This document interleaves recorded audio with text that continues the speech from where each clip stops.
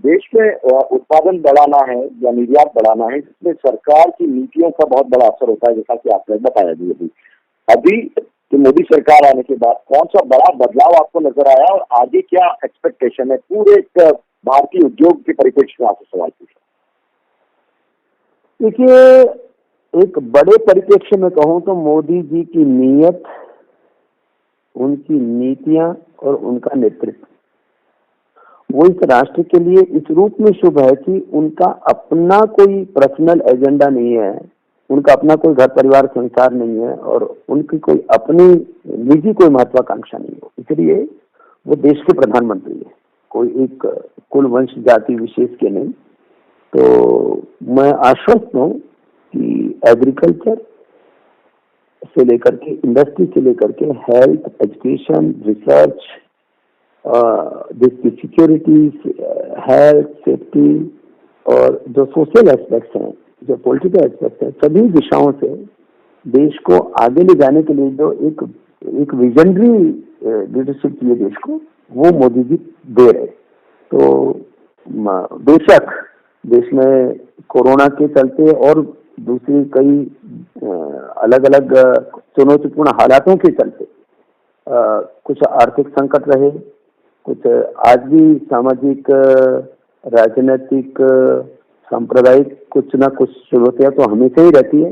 लेकिन इन सब चुनौतियों के बीच में देश में हौसला बहुत है, तो देश आगे बढ़ेगा और सरकार जो भी उचित नीतियां होंगी उनमें समय समय पर जो भी अपेक्षित बदलाव होगा, चाहे वो चेंज हो या रिफॉर्म हो, उस दोनों को ही करने के लिए सरकार प्रतिबद्ध रहेगी, ऐसा मैं आश्वस्त हूँ। क्योंकि मैंने आदरणीय मोदी जी को, अमित जी को और इस भारतीय जनता पार्टी जो इस समय रूलिंग पार्टी है और उसके जो सहयोगी दल हैं, उनको बहुत करीबी से मैंने देखा। उनकी मंशा अच्छी है देश के लिए।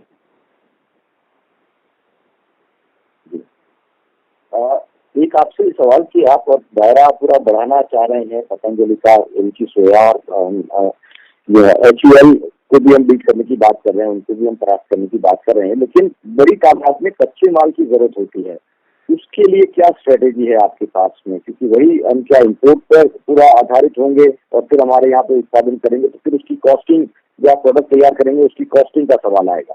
ऐसे में कच्चा माल के बड़े पैमाने पर, बड़ी आबादी के लिए कैसे आप तैयारी कर रहे हैं उसके लिए? देखिए, सबसे बड़ा चैलेंज तो खाली एडिबल ऑयल में ही था, बाकी चीजों में तो थोड़ी थोड़ी निर्भरता है हमारी बाहर की। और क्योंकि हम लोग एक FMCG, food, nutraceutical, health company, wellness company है, इसलिए हमारी कोशिश होगी कि 90% हमारी पूर्ति फिर पूरी हिंदुस्तान से ही हो जाए। तो बाकी तो भाई दुनिया में थोड़ा बहुत तो एक दूसरे की जरूरत पड़ती है, उसको देख लिया जाएगा। तो जिस तरह का हमारा बिजनेस ऑफ नेचर है, जिस तरह की हमारी सर्विसेज है, जिस सेक्टर में हम काम कर रहे हैं, उसमें हम 90% तक हम आत्मनिर्भरता के साथ काम कर सकेंगे। बस इसमें एक बड़ा जो कदम उठाना है वो एडिबल ऑयल में उठाना है। उसके बाद हमारे लिए कुछ भी चैलेंजिंग नहीं होगा। हम 90 से 99% अलग अलग जो है प्रोडक्ट पोर्टफोलियो में हम आत्मनिर्भरता के साथ काम कर सकेंगे विशाल जी। रॉ मटेरियल की हमें कोई परवाह नहीं है।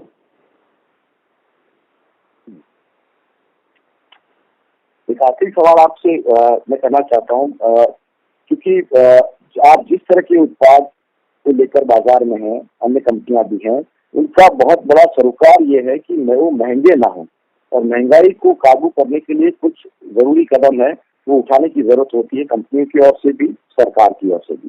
पेट्रोल और डीजल की जो प्राइस बढ़े हैं उसको लेकर आपको लगता है कि बहुत नए सिरे से इस पर विचार करने की जरूरत है? देखो, मैं तो एक ही बात मानता हूँ कि सभी दिशाओं से हमें सोचते हुए हम बेस्ट क्या कर सकते हैं। अब देश चल रहा है तो उसमें गति आती है डीजल, पेट्रोल, गैस से, वो ईंधन है हमारे प्रकृति का।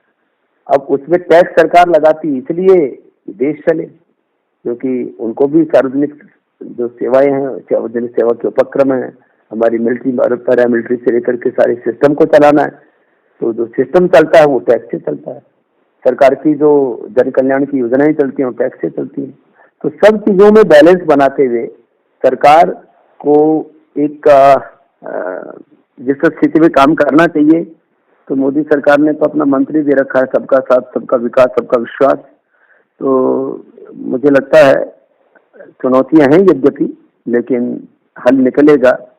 लाख मुश्किल चाहे लाख हो, लेकिन हम तो भजन गाते हैं, मुश्किल चाहे लाख हो लेकिन एक दिन तो हल होती है, और जिंदे लोगों की दुनिया में हर पल हलचल होती है। तो हलचल हो रही है, हल निकल आएगा।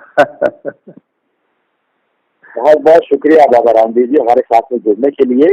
रुचि सोया को लेकर, पतंजलि को लेकर क्या भविष्य की योजनाएं हैं ये आपने हमको बताई। राजनीतिक मुद्दों पर लगातार आपसे बात होती रही है, लेकिन इस पूरे मामले पर पूरी पतंजलि की रणनीति को समझना बहुत ज्यादा जरूरी था। बाकी लगातार आपसे जुड़ते रहेंगे, आपसे बात होती रहेगी। बहुत बहुत शुक्रिया। भारत से बहुत बहुत प्रणाम मेरे भाई विशाल जी, बहुत बहुत प्रणाम। नमस्ते, धन्यवाद। प्रणाम, नमस्ते।